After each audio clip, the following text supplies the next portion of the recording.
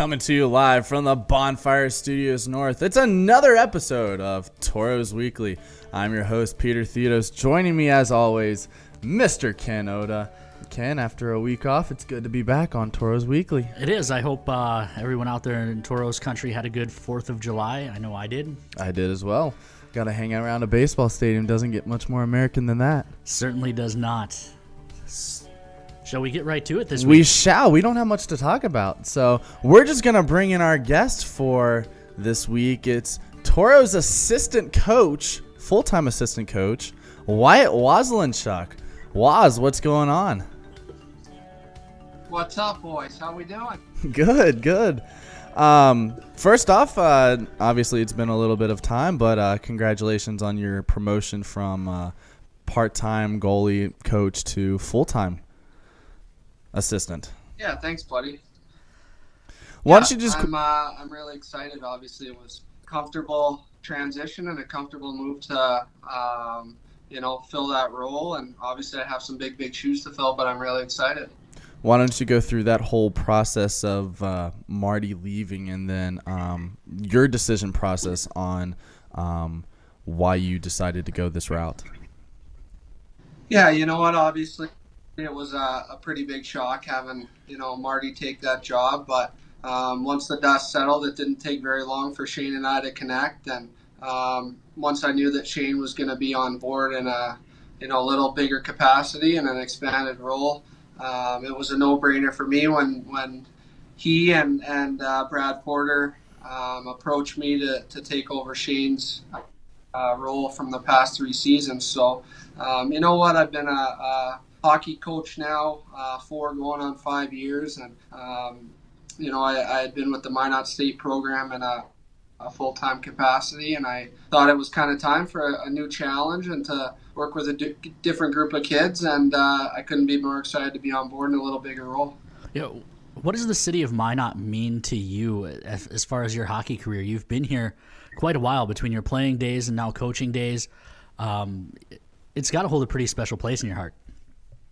Yeah, you know what? I say that to everybody that asks me that question because I'm from Vancouver, British Columbia, one of the, so they say, nicest cities in the world. And I drive back to Minot, whether it's after a road trip or a camp or anything like that, and I see the city lights and it feels like home. It's, given me a whole lot. It's given me my career. It's now given me my fiance and a place that I look forward to being a part of for a very long time in the future. And the people here have been absolutely fantastic to me, and I can't say enough about the support within this community for our hockey programs and our youth, and couldn't be more excited overall. One of your first big things was right off the bat after this decision was the supplemental draft, and being the goalie coach that you are still and an assistant, you were really pushing for the team to draft Keenan Ranciere, which they ended up doing. What are you excited about with him, and what do you see in him? Well, you know what? Keenan was a kid that kind of came across our plate not too long before the draft. And, with Ben Garrity moving on and, to the Division I level, I think that we wanted to find a little bit of experience to work alongside AJ. And, so at the same time, I saw an experienced goalie that was very controlled in his movement. And, talking with his past coach in Estevan, he had mentioned that Keenan probably would have been his captain if he did that for a goalie typically. So that spoke a lot about his character. And, he was a green light all the way through in terms of character checks. And obviously he checked all the boxes in terms of on the ice. So we're really, really excited to bring Keenan on board. He's been nothing but a true professional in the process. And I know he's going to bring, a lot of talent to our net for sure. So we're excited to get him down here once we figure out that border. Our program has a long history of goalies. Our first Division I commit ever was Tyler Parks in year 2.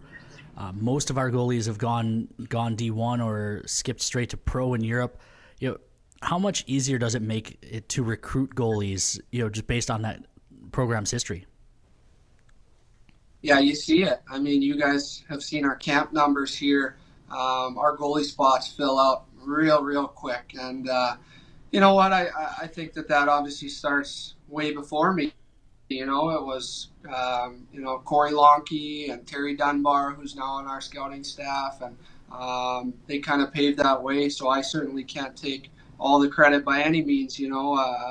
But in those 4 years that I have been here previously, I've certainly been kind of blessed to have the goalies that we've had come in here, and again, that is a testament to our scouting staff. That being said, the goaltending position, and typically in junior hockey, you don't have a full-time goalie coach every day at a practice. So, I think that just having someone there every day that can relate, and someone that can do video, and just a shoulder to, kind of lean on in terms of, hey, what's going on, and what can we do to fix a little bit of an issue here and there is really, really nice for a goaltender. So it's been a good fit. You mentioned the camp numbers filling up, goalies filling up first. This weekend kicks off a busy few weeks for you, the scouting staff, the coaching staff, with pre-draft camps. Yeah, we're going to be putting on some miles for sure. I'm about 12 hours away from a flight to Chicago, and then a little drive into Dyer, Indiana, where we're going to have our first combine alongside a few other teams. The following week will be our main Dakota camp, and we've now moved to Wisconsin, and and then we're gonna have our main camp right across, right down the road. So it's gonna be a fun time now, obviously, with hockey ending so abruptly, and that kind of bad taste in our mouth. I know that I can speak for everybody that we've been chomping at the bit in terms of getting out and seeing these guys back on the ice, because it's going to be a competitive 3 weeks for sure. Yeah, how good does it feel just to kind of have hockey back and kind of a little bit sense of normality, if you even want to call it that, kind of just slowly coming back? Yeah, I mean, for me, it's my life. It's been my life for 6 or 7 years now as a coach in some capacity, and before that, 20 years of my life I've given to the game, and so it's been very, very strange not being able to get on the ice, not just with the Tauros, but my little guys, and so we're really, really excited for sure. It's fun getting to the Mesa and coming in and hanging out with you guys a couple times a week and seeing all the kids on the ice, and like you said, getting back to normalcy a little bit. I think everybody needs that right now, whether it's sports or something on TV that's going now. Golf's been getting going a little bit. And so I think it's just a sign of everybody saying, hey, we're going to be okay, and things will get back to normal eventually. Let's hope, knocking on wood.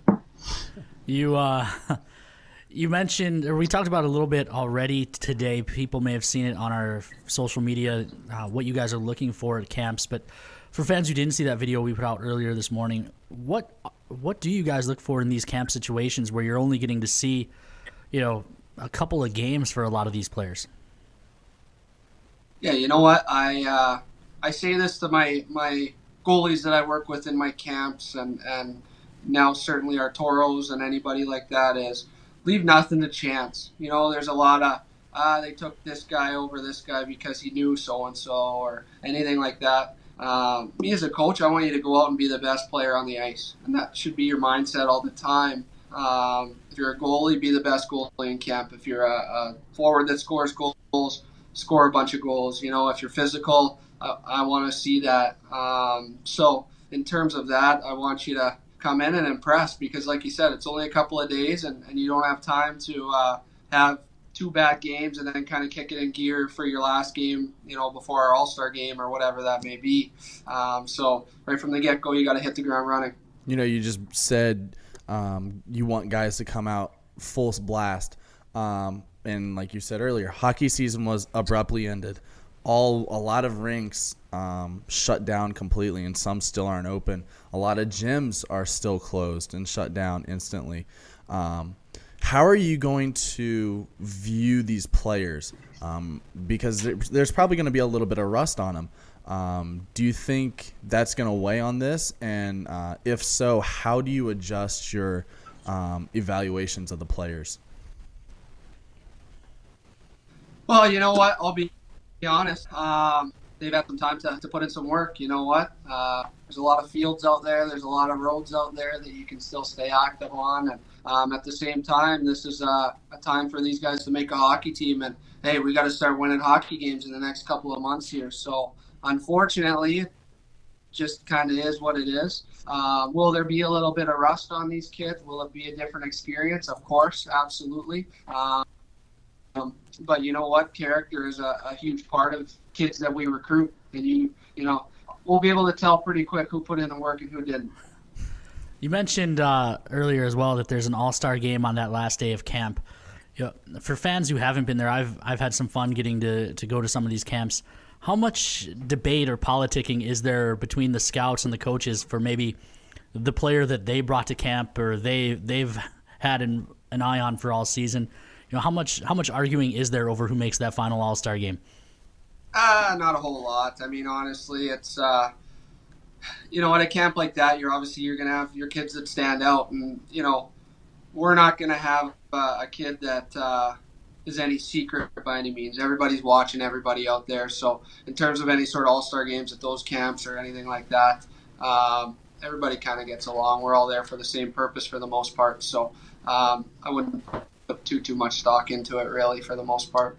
And how is making those camps, combine camps, starting? I think last year was the first year we did it, where it's a camp with Bismarck, with the Wilderness, with St. Cloud, other teams that are in our division. How much does that change the dynamic of the camp overall?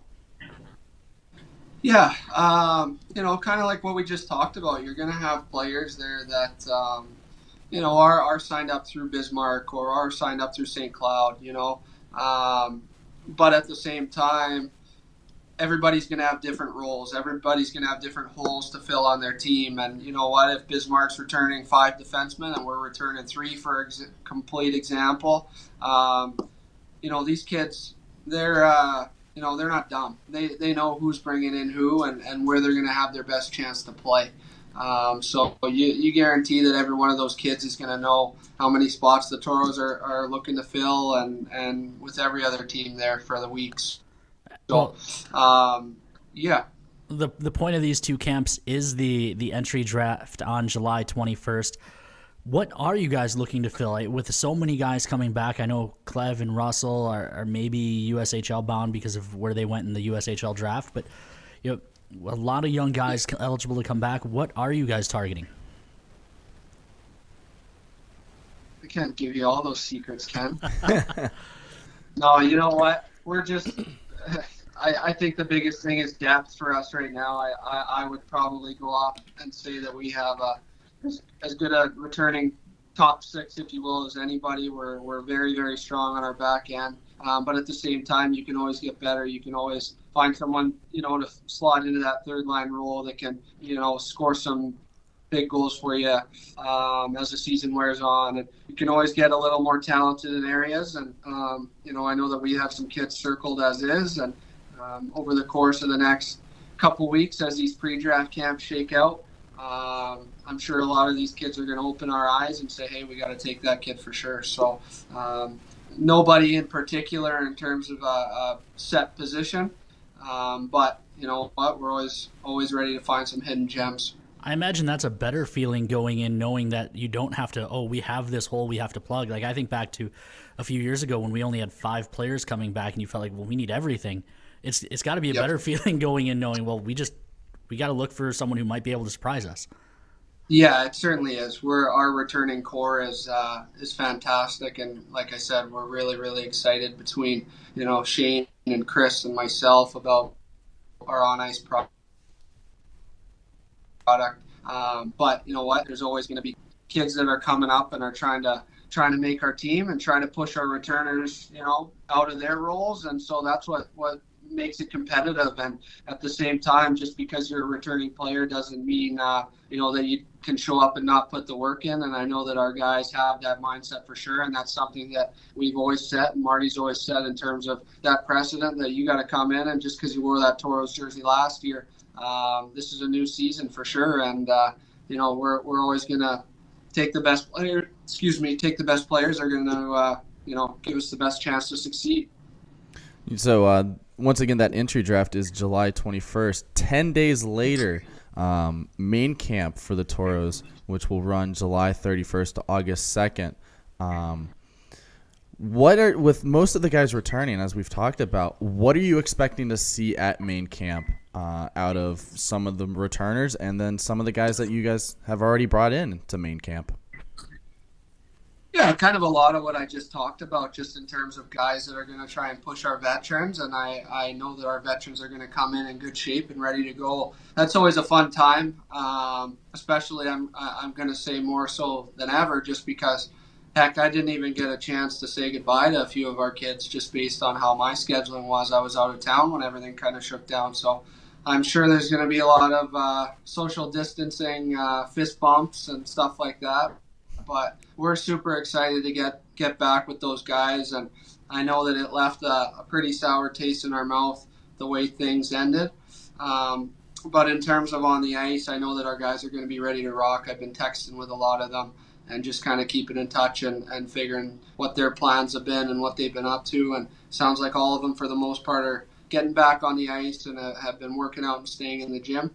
And then the ones that get invited to camp, like I said, the only advice to those guys could be just push as best you can. And like I said, just because somebody played last year doesn't mean that somebody else can't rise to the occasion and make our team this year. We have a question from a fan. Dane Stagg jumps online. He asks if you guys are looking for enforcers or a more physical presence than we've had in the past. Is that something you guys are considering?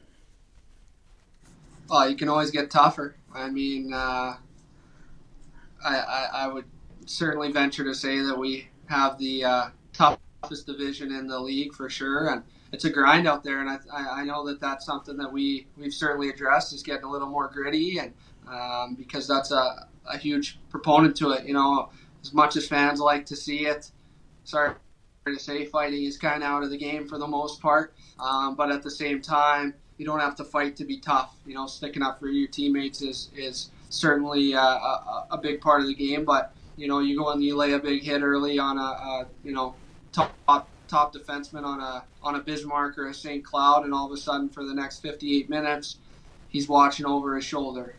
So that to me is being physical, being gritty, and we can certainly always use a little more of that. We've been talking a lot about Minot Minotauro camps, but you personally also have some camps with your business, Excel goaltending. I forgot to write it down. No, you're good, buddy. There's a big wall board out there all over the rink. Yeah, I know, right? Just talk a little bit about those, where the camp's going to be located, and yeah. Yeah, this is so Excel Goaltending is my business that I've owned and operated for 7 years now. This will be our 7th summer coming up. So this summer is, I won't lie to you, it's a little bit of a nightmare just in terms of that border being closed. I'm lucky in that I'm a Canadian, as well as an American dual citizen. However, it's looking like they're going to push that quarantine until August 31st. So I start in Whitefish, Montana, the last week of July. I'll then come back to Minot, where I do a big camp in Minot with 36 goalies. And then I'll be crossing the border into Canada, where I'll be doing a camp in Regina, followed by one in Edmonton, and then one in Saskatoon. So as it's looking like right now, I'll most likely have to kind of quarantine, lay low for the first 2 camps, and then do my 3rd one in Canada. But that being said, I have a phenomenal staff all over that's running those camps for me. So I know that they'll certainly be in good hands, and I'll be doing a lot of what we're doing right now, zooming in and being as interactive as I can with all the kids. So a lot of, numbers are up like crazy this year. I think I have 165 goalies signed up over 5 camps so far, and those numbers are only going to grow. Our staff is going to be incredible all over, and I'm super excited. We're going to have starting goalie Adam Shield from UND at our Minot camp. We're going to have Kennedy Blair, one of the top NCAA Division I goalies in the country, playing at Wisconsin here. A couple more that I can't quite announce just yet, but a couple cool ones this week. Whitefish, we're going to have Cam Johnson, a former UND national champion from 2016. So, and then our Canadian list is just pretty crazy too. So it's been a very, very long ride for me in terms of building those camps to where they are today. And I'm very fortunate to do that for a living and then get to coach the Tauros during the winter. If someone's interested in signing up or looking for more information on the camps, where do they go and how do they sign up? Yeah, just Excel Goaltending, ACCEL Gold. Right when. Hang on, Waz. You want to give that website again? You broke up there for a second. We lost audio while you were giving the website. Oh, okay. Website is excelgoaltending.com. ACCEL Goaltending. So all of our camp information is there. My phone number and email address are all over the website. So shoot me a text, give me a call if you want to get in there. We're getting close in terms of being full in 3 of those 5 for sure. So I'd probably act on that pretty quick. But they'll be coming here soon before you know it. Yep. So if you want to get in touch with Waz or you just feel like blowing up his phone for no reason, you just go to the website and get his cell phone number. Probably not why he was getting that Friday night. Yeah. Exactly. Waz, thanks for coming on, buddy. Always a great time catching up and chatting with you. Yeah, boys. We'll see you next week when I get back, and we'll be in touch over the course of this week. I'm excited to get there and watch some competitive hockey again. It's been too long. Yeah, safe travels, bud. We'll talk to you later. Okay, guys. Take care. Thank you. See you, Waz. Fans, that is Wyatt Waselenchuk, the assistant coach for the Minot Minotauros. Always good to have Waz on, and I'm excited to see him grow into the new role as well. I am too. He's such a great guy. He really is, and I think he's exactly what this team needs, just to be around, just to be kind of who he is. Just kind of tell you how it is, but also knows how to play a joke or tell a joke or a prank or anything like that. So I think he's going to be fantastic for this job. Before we go, quick shout out. Hello, Helen Zahn. She had a birthday. She did. So happy belated birthday, Nana. So always great to see Nana. So that's all we got for today. Dash auctions back up. Season tickets out. Season tickets are out now. If you're already a season ticket holder, the offer is in your account. You just have to go in and accept it. New season ticket holders, same thing. You go to our website, you can click the link there for season tickets and get your season tickets. We should be announcing dates fairly soon, hopefully next week. I don't want to jinx it, but hopefully next week we'll be announcing at least some big dates, things like the home opener, teddy bear toss, the trunk or treat tailgate. So a lot of those dates will be locked down. I'm excited about that. And what else do we have? Specialty jerseys. Yes, the specialty jerseys will be announcing soon. And then, Peter, you and I will be going to main camp this year. We haven't had a media presence at a camp in a while, so we're gonna jump on the road and we're gonna mic up some players. So I think for fans who remember when we did that a few years ago, it was a lot of fun. I think we're gonna do that again. I gotta figure out who we're gonna mic up at camp this year. If you got any specific players that you want to see, shoot us. On Facebook, Instagram, Twitter, any of those, just tag Ken and or I in it or the team account, and we'll definitely get that player mic'd up or at least give them an interview at main camp just to catch up with them. I'm excited to see the guys. Me too. I'll kind of like the coaches. We kind of got to say goodbye because we were around the office when they were doing the exit interviews, but it was just like that, and they're gone. And exactly.